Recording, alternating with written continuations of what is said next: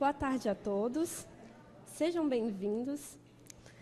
É com grande satisfação que o Ministério Público de Minas Gerais vem apresentar o Por Dentro do Ministério Público, projeto que tem como objetivo divulgar para a sociedade os meios de acesso à instituição, as áreas de atuação e as funções dos promotores e procuradores de justiça.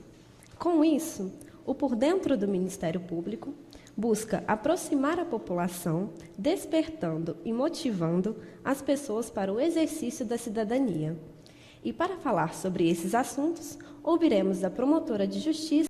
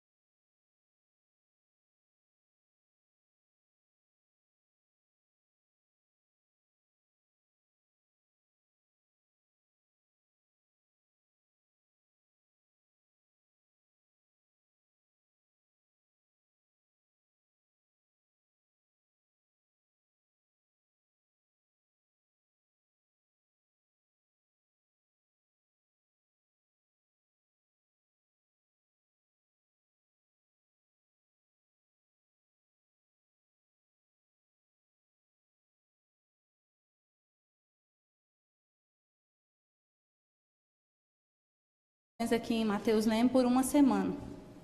Eu vim promovida de Cláudio, exerci as funções perante a primeira promotoria no lugar da doutora Tatiana, que foi promovida para Belo Horizonte. Fiquei uma semana e saí de licença maternidade e só retornei agora em abril de 2014. Por isso, muitos não me conhecem, embora eu já esteja lotada aqui há mais de um ano. O Ministério Público é uma instituição relativamente nova. Ele foi dado um novo perfil pela Constituição Federal de 1988 e é muito ainda desconhecido da grande maioria das pessoas. Não raro nós somos questionados por que o promotor trabalha, com que o promotor trabalha, o que é o cotidiano da instituição. E, atualmente, a instituição tem sido conhecida através dos programas próprios do Ministério Público, do Conselho Nacional do Ministério Público, que, às vezes, apresenta algumas matérias, assim, não é matérias, propaganda na televisão, nos intervalos, né? Um comercial, dizendo o que é o Ministério Público.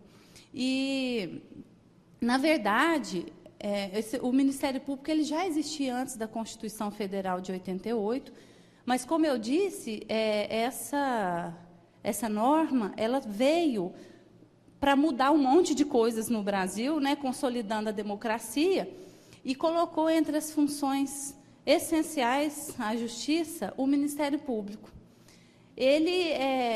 Ministério Público, ele é um órgão autônomo e independente que não faz parte de nenhum dos três poderes estabelecidos, que é o Executivo, o Legislativo e o Judiciário. O Ministério Público ele não está inserido dentro de nenhum dos três poderes e nem é subordinado ou vinculado a nenhum dos três, embora na sua atuação dioturna ele atue perante o Poder Judiciário. Na verdade, a natureza jurídica do Ministério Público ela é muito questionada e ele fica como um órgão realmente independente de tudo e que tem por função precípua a defesa da ordem jurídica, do regime democrático, do meio ambiente, do consumidor, da infância e juventude e uma série de outras atribuições que eu vou pincelar aqui para os senhores. Mas, se eu pudesse conceituar o Ministério Público sucintamente, eu diria que ele é um órgão de fiscalização dos outros poderes. A primeira atribuição do Ministério Público, por assim dizer, que eu vou passar a elencar, é a defesa dos interesses difusos e coletivos. E esse é o perfil da instituição após a Constituição Federal. Isso quer dizer que o promotor de justiça e o procurador de justiça, e daqui a pouco eu vou diferenciar as atribuições, porque pode ser que tem gente que não conheça, ele tem por norte atuar naquelas demandas que envolvam um número indeterminado de pessoas. Por exemplo, o meio ambiente é o mais fácil de exemplificar. Eu tenho para mim de que o Ministério Público ele deve atuar justamente onde não existe nenhum poder constituído ou nenhuma instituição ou órgão destinada àquilo, àquela fiscalização. Por exemplo, o meio ambiente, ele não interessa a uma pessoa, interessa a toda a coletividade. Então, eu, como cidadã, eu não vou atrás, normalmente, de defender o Ministério Público. Eu não vou gastar energia da minha parte. Eu estou dizendo eu, como qualquer um de nós, tentando promover a tutela do meio ambiente, por exemplo. Então, na minha atuação, eu tenho como uma linha assim, norteadora de que o Ministério Público e eu, como promotora de justiça, eu tenho que dar prioridade para aquela atuação onde ninguém mais, se eu não fizer, vai fazer. Por exemplo, Oi? Aqui? Então, senhores, o patrimônio, eu não estou entendendo. Desculpa. Então, senhores, por exemplo, no patrimônio público, que é a defesa da probidade administrativa, a fiscalização do uso correto dos recursos públicos. Na tutela do patrimônio público, o Ministério Público ele fiscaliza as ações do Executivo e do Legislativo, principalmente, desses dois poderes, analisando os documentos através de denúncias ou de ofício, de que exista alguma notícia de desvio de verba pública, de corrupção, de improbidade administrativa, de uso de bens públicos para fins particulares. E isso é um exemplo da atuação no patrimônio público. No meio ambiente, como eu já comecei a dizer, também e só retornando antes de entrar em cada curadoria, que, de acordo com essa análise, e evidenciando a prática de algum desvio, por exemplo, no caso do patrimônio público, de alguma improbidade administrativa, o Ministério Público vai ingressar em juízo como autor da ação para proteger, por assim dizer, o patrimônio público, nesse caso específico. Então, por isso que, às vezes, a atuação do Ministério Público, e não às vezes, mas na grande maioria, ela está atrelada ao Poder Judiciário, porque é lá que as demandas são decididas. Então, o Ministério Público resolve muitas coisas no âmbito da promotoria de justiça, mas, sendo necessário, há o ingresso com uma ação judicial, porque o Ministério Público não tem o poder de decisão, o poder de compelir alguém a fazer alguma coisa. Para que se obtenha esse provimento, é necessário o ingresso em juízo para que o juiz de direito ele determine aquilo que o Ministério Público pretende e apurou nas suas investigações no âmbito da promotoria de justiça. Quando a pessoa se submete em acordo ou em reuniões na promotoria, ao que o Ministério Público está entendendo relativo àquele caso, há a formulação de um documento que chama-se Termo de Ajustamento de Conduta. Nele, há uma negociação, e ele pode ser considerado, entre aspas, para quem é leigo entender, como se fosse um contrato, de modo amplo, entre o Ministério Público, entre o promotor de justiça que representa o Ministério Público naquela determinada localidade, e a outra parte. Por exemplo, no meio ambiente, aí voltando lá à tutela do meio ambiente, a Polícia Militar do Meio Ambiente, ela faz um boletim de ocorrência, ou o IEF apura algum dano ambiental, alguma irregularidade ambiental, e envia isso para o Ministério Público. Ou mesmo qualquer cidadão, tendo notícia de algum fato criminoso ou algum ilícito civil, ele encaminha esses documentos ao Ministério Público, ou comparece pessoalmente para fazer uma denúncia. E o promotor de justiça instaura, e isso em todas as áreas, um inquérito civil. É como se fosse um inquérito policial instaurado na delegacia de polícia, só que o inquérito policial é para apurar crime, e o inquérito civil é para apurar ilícito civil, como o próprio nome diz. Então, é instaurado esse inquérito civil, são realizadas diversas diligências, perícias, o que for necessário para convencimento e formulação de opinião pelo promotor de justiça. Comprovada a ocorrência do ilícito civil ambiental, por exemplo, o promotor chama o infrator, alguém que desmatou alguma área, ou que desviou um curso de água, enfim, que tenha cometido qualquer ilícito ambiental, para a formulação de um TAC, dizendo que a pessoa vai se adequar em determinado tempo, com aquelas cláusulas, daquela forma determinada, vai se adequar às normas ambientais. A pessoa não é obrigada a assinar esse documento, de forma que, se ela não assinar, o promotor de justiça vai entrar com uma ação, e que os senhores já devem ter ouvido lá na televisão, porque o Ministério Público atualmente tem aparecido muito nos jornais, seja no criminal, seja no civil, né, de acordo com sua atuação. O Ministério Público, então, vai entrar com uma ação judicial que se chama ação civil pública. Ela vem depois da investigação do inquérito civil, e com a ação civil pública, o Ministério Público demonstrando ao juiz que aquele fato ocorreu, e com o início de prova, vai ter o processo judicial, e, no final, buscando essa decisão de submissão à pessoa que não quis inicialmente assinar aquele TAC, para que ela seja judicialmente compelida a fazer aquilo. Restaurar o meio ambiente, compensar o meio ambiente, enfim.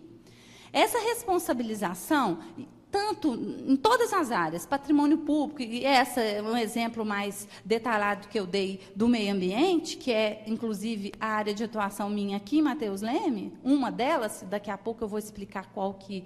Porque aqui nós temos duas promotorias e as atribuições são divididas.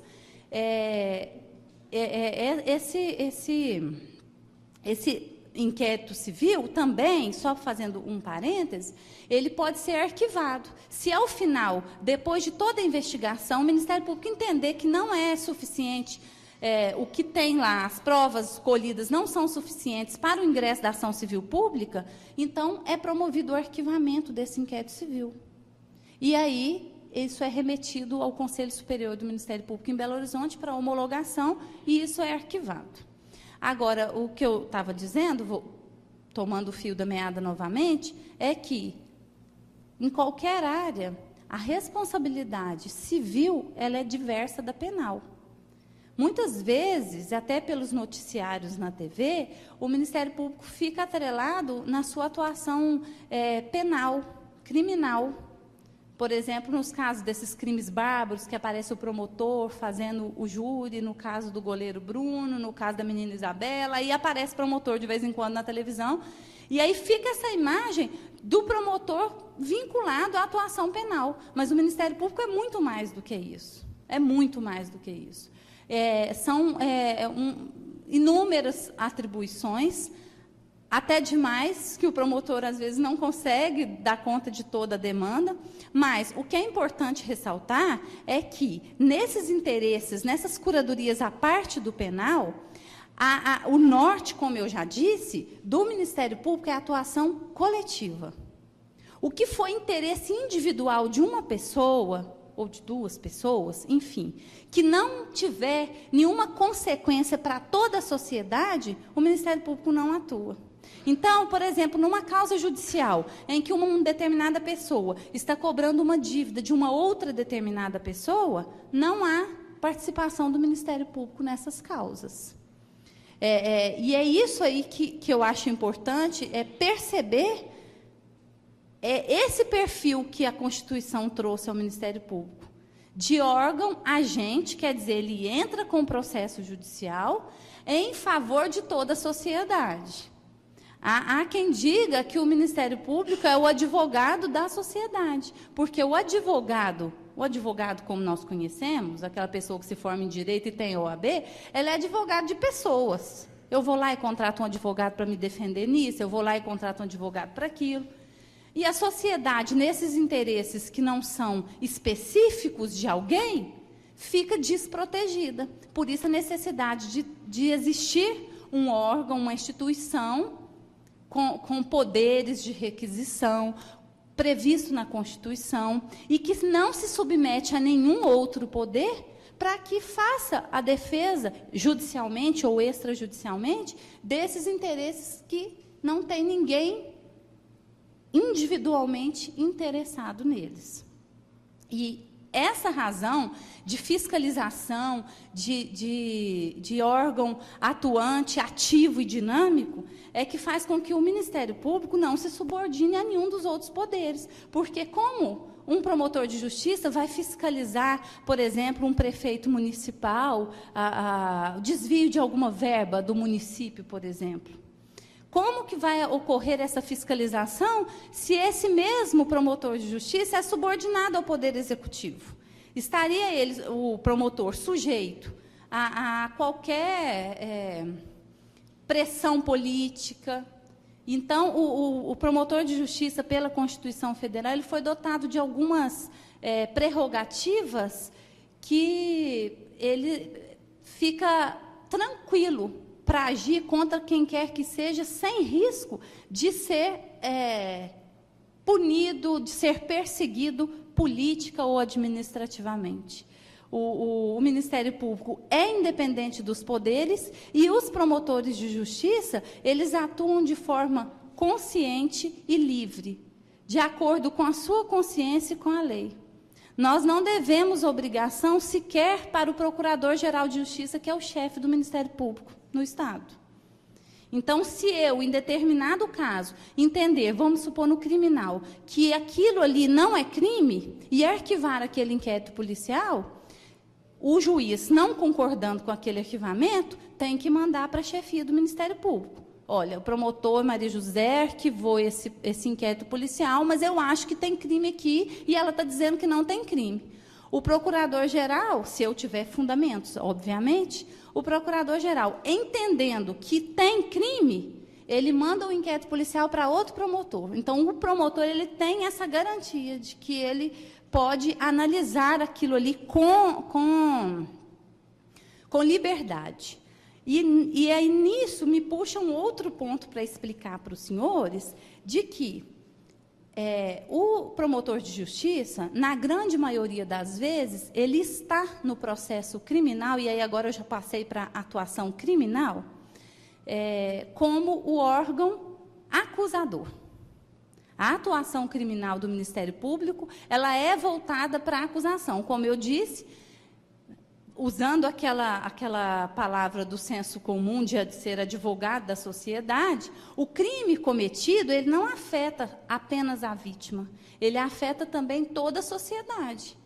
Por quê? Um assalto, um homicídio ocorrido aqui em Mateus Leme, ele não atinge só aquela pessoa que foi roubada, ou a pessoa que morreu, ou a família de quem morreu, no caso do homicídio. Ele afeta toda a sociedade, que perde a sua paz social.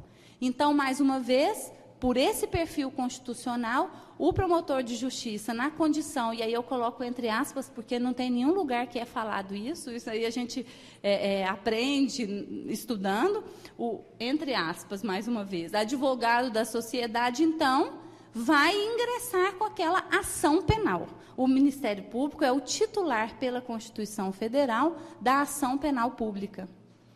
Então, nos crimes em que não depende da vontade da vítima, por exemplo, no furto, no homicídio, no roubo, no estelionato, isso a prática desses crimes, que são mais graves, é entendido pela legislação, pelo Código Penal, como sendo, tendo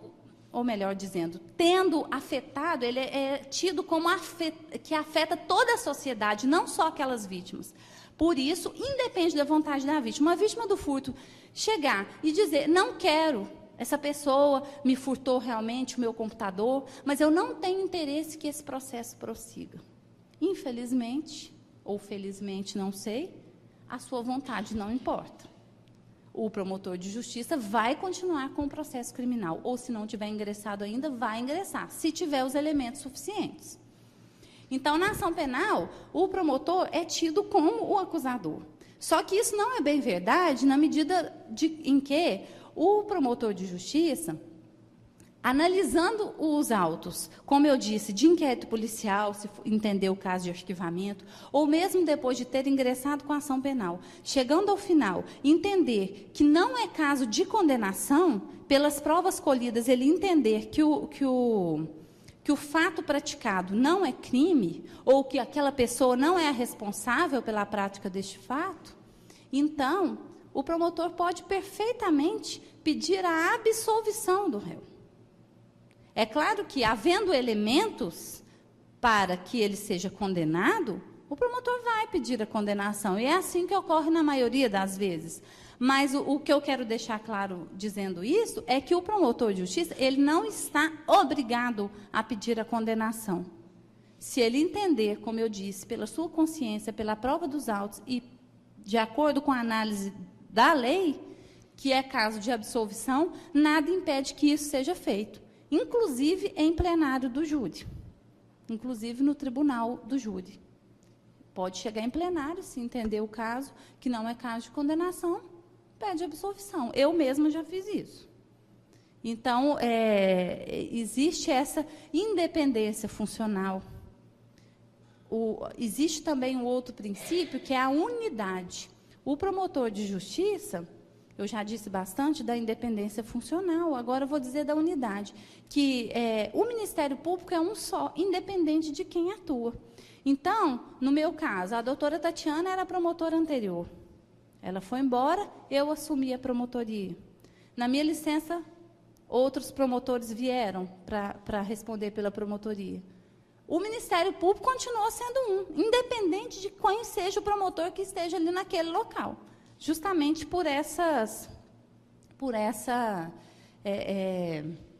mobilidade que existe da carreira, né? O promotor muda muito, enfim. Outra garantia, dizendo da mobilidade, garantia do promotor de justiça, como eu disse, além da independência, é de que ele sendo titular numa comarca, e justamente, como eu disse, para ficar alheio a essas questões políticas, o promotor não pode ser transferido, a não ser que ele próprio queira. Então, isso é a garantia da inamovibilidade. Eu, sendo titular em Mateus Leme, eu só saio de Mateus Leme se eu pedir para ser transferida para uma outra comarca qualquer. A própria instituição, ou político, ou seja quem for, não tem poderes para transferir um promotor de justiça de determinado lugar. E essa garantia ela veio com a Constituição Federal, e ela visa justamente, como eu disse, preservar o promotor e dar independência funcional a ele, para que ele atue sem preocupar com absolutamente nada.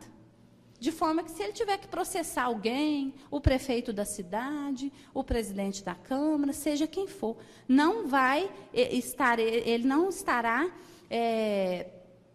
preso a nenhuma questão política, nem de, mas se você fizer isso, eu vou conseguir a sua transferência lá para o norte de Minas. Isso não existe.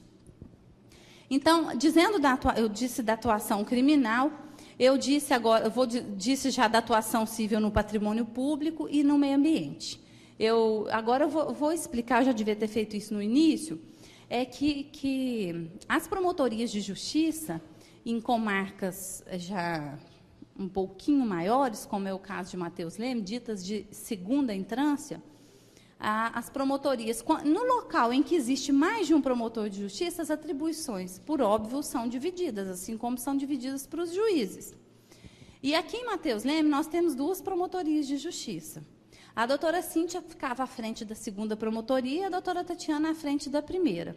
Todas 2 foram promovidas recentemente para Belo Horizonte. Então, eu vim para o lugar da doutora Tatiana e, na semana passada ou retrasada, não sei, mas, assim, há menos de 15 dias, assumiu como titular na segunda promotoria o doutor Almir. Eu até peço desculpas, ele não pôde vir porque tinha audiências no fórum, que ele foi convidado para vir também, numa outra oportunidade, os senhores conhecem ele também. Mas, então, como existem 2, as atribuições são divididas, e são divididas conforme a atribuição judicial. Então, a primeira promotoria, que é a minha, ela atua perante a segunda vara da comarca. Eu trabalho pessoalmente com o doutor Eudas. O doutor Almir, que é da segunda promotoria, trabalha com a primeira vara, que é o doutor Adalberto. Então, isso eu quero dizer nos processos criminais, e eu já disse mais ou menos aqui um pouco como é a atuação do promotor nos processos criminais, e também nos processos cíveis. Não só naqueles propostos pelo próprio Ministério Público, como também nos processos propostos pelas partes, por outras pessoas, que não o Ministério Público, e que haja o interesse da instituição naquele feito. Por exemplo, eu disse aqui que, no caso de uma dívida envolvendo 2 pessoas, não há interesse do Ministério Público em atuar. São interesses individuais, patrimoniais e disponíveis. A pessoa, se não quiser cobrar aquilo, ela não vai cobrar. E, por isso, o Ministério Público não tem interesse.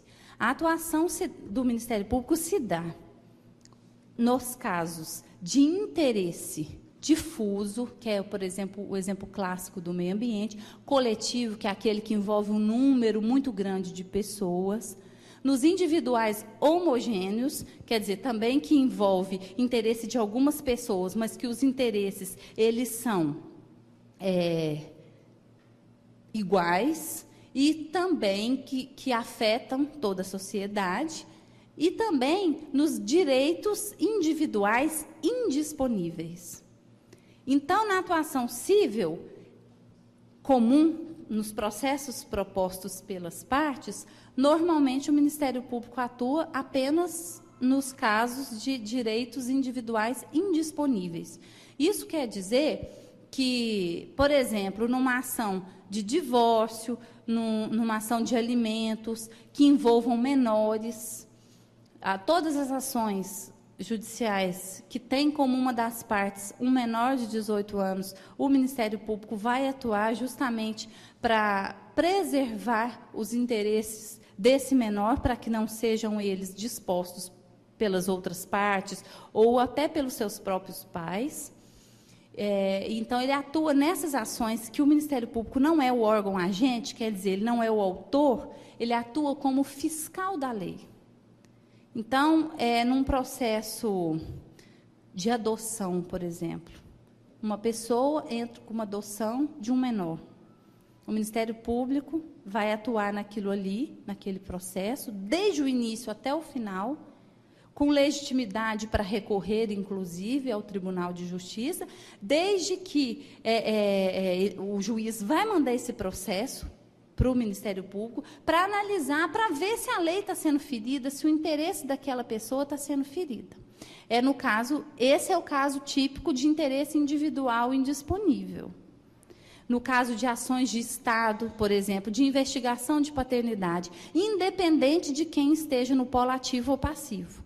Independente da pessoa que entra com a ação ser menor de idade. Se uma pessoa entra com uma investigação de paternidade contra uma outra, com 50 anos de idade, mesmo que não sejam menores, o Ministério Público vai atuar, porque isso é uma ação de Estado. O que quer dizer Estado? A pessoa vai... É o registro ali mesmo, que vai ser alterado, que ele vai ter uma paternidade reconhecida ou não. Mas, enfim, Nesses casos, então, tem essa atuação civil. Então, a atuação criminal, que eu já expliquei, e vou só complementar para falar como funciona na prática. Atuação criminal. Ocorre um crime, a polícia militar é acionada, é lavado o boletim de ocorrência, são colocados ali no boletim de ocorrência as testemunhas, e esse boletim de ocorrência ele é encaminhado para a delegacia de polícia. A delegacia de polícia, através do delegado, vai instaurar um inquérito policial ou um termo circunstanciado de ocorrência, se for crime de menor potencial ofensivo do juizado especial. Mas vamos pegar como exemplo, para ficar claro, o inquérito, que, na verdade, é só a denominação e a competência que muda, mas a essência é a mesma. E vai proceder à investigação daquele fato criminoso. No final, ele vai relatar aquele inquérito, encaminhar para o fórum, e o juiz, sem nada analisar, vai encaminhar para o promotor. E aí, eu, na condição de promotora, posso arquivar esse inquérito, que é o caso em que eu vou devolver para o juiz dizendo que eu acho que ali não tem um crime, ou que o crime está prescrito, e colocar as minhas razões, explicando por que eu entendo que aquele inquérito tem que ser arquivado. Em sendo arquivado o inquérito, o juiz tem que acatar esse arquivamento. Se ele não acatar, ele não pode simplesmente mudar, não, eu acho que é crime, é isso, aquilo. Não. Isso não é dever do juiz. Ele não pode fazer isso. Então, o juiz, nesse caso, se ele não concordar com o arquivamento, como eu já expliquei, ele vai mandar para a chefia da instituição. E o Procurador-Geral de Justiça, se entender que realmente é caso de arquivamento, o juiz tem que arquivar e ponto final. Ele tem que aceitar aquilo. Agora, se o Procurador-Geral entender que não, que é caso de crime, ele vai designar outro promotor de justiça para fazer a denúncia e instaurar a ação penal. Aquele promotor que já formou o seu convencimento e diz que entende que é caso de arquivamento, não é compelido a fazer o que ele não entende que é correto. E isso se deve à independência funcional que eu já expliquei. Tá, esse é o caso de arquivamento. Mas com o inquérito policial, eu posso entender também que é caso de requerer diligência. Às vezes, ali não tem os elementos suficientes ainda, mas, com base em outras diligências que eu vislumbro ser possível, quando eu falo eu promotor de justiça, tá, senhores? Quando o promotor vislumbra a necessidade de outras diligências para tentar elucidar aquele caso, ele faz um requerimento nos autos do inquérito policial e o juiz manda para o delegado cumprir aquelas diligências. Volta depois para o Ministério Público e aí vai ou arquivar ou oferecer a denúncia. E aí a denúncia eu não disse ainda, é justamente a peça processual que o promotor oferece e que dá início à ação penal pública. Porque existe também a ação penal privada, que eu não vou entrar aqui porque não é atuação do promotor, mas eu vou fazer só um pequeno parênteses para explicar, para não ficar no ar essa informação, de que nos crimes em que o Código Penal entendeu que ele interessa exclusivamente à vítima, ele colocou expressamente no artigo que aquele crime somente se processa mediante queixa do ofendido. E aí, no prazo de 6 meses a contar do conhecimento da autoria do fato, a pessoa, o ofendido, a vítima, tem que procurar um advogado e entrar com a queixa-crime.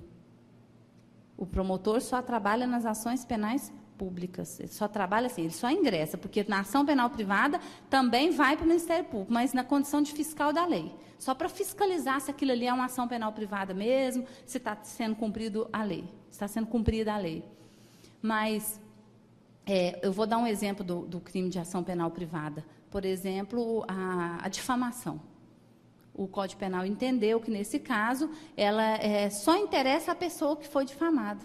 Então, ela que tem que arcar com o ônus de contratar o advogado ou procurar a defensoria pública, nos casos em que existe, e ingressar com essa ação penal privada. Então, a ação penal é isso, né, a atuação criminal é isso, aí tem um inquérito, o promotor entendendo ser o caso de crime, ele oferece essa peça que chama denúncia e leva esse conhecimento de fato criminoso ao juiz. O promotor também pode oferecer denúncia se, por exemplo, nos casos do meio ambiente, A atuação, como eu disse, ela é separada. Uma coisa é a responsabilidade civil e outra coisa é a responsabilidade penal. No meio ambiente também isso é uma coisa bem fácil de diferenciar. A responsabilidade civil, ao exemplo, tinha uma área de preservação permanente, e aí eu fui lá e desmatei. Então, a responsabilidade civil é o quê? Eu replantar aquela área, eu compensar o meio ambiente por aquilo que eu cometi. E a responsabilidade penal é o crime. Por quê? Porque se você cortar árvores em área de preservação permanente, por exemplo, ao longo de um rio, isso é um crime. Então, a responsabilidade criminal ela é diversa da responsabilidade civil. E aí, se o Ministério Público tomar conhecimento, por qualquer meio que seja, de fato criminoso, e se ele já tiver em mãos as provas suficientes para ingressar com a denúncia, que é essa peça que dá início à ação penal, o promotor pode ingressar com a ação penal, independente de ter o inquérito policial. Agora, se não tiver elementos, ele vai mandar para a delegacia e requerer a apuração. Então, na atuação penal é isso. Na atuação civil, nós temos várias nuances da atuação do promotor. Então, eu já disse do patrimônio público, do meio ambiente, do consumidor, valendo ressaltar que, no caso do consumidor... Posso, daqui a pouco, foi boa lembrança, que eu não estava lembrando de dizer no eleitoral também. Então, tem a atuação no meio ambiente, no consumidor, também tem que olhar esse viés coletivo. Se eu fui lá na loja X e comprei uma televisão e a minha televisão deu defeito, eu tenho que procurar o órgão do PROCON. E aí seria o PROCON, aqui em Mateus Leme, salvo engano, não tem. Ele pode ser...